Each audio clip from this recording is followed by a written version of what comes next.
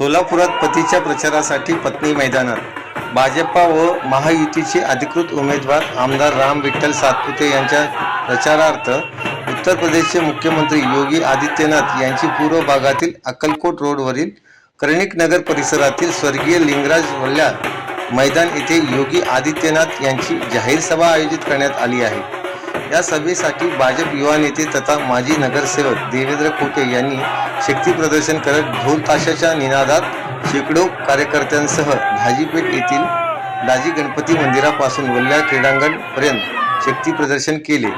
यावेळी आमदार राम सातपुते यांच्या धर्मपत्नी सौ संस्कृती सातपुते यांनी विशेष उपस्थिती लावली होती।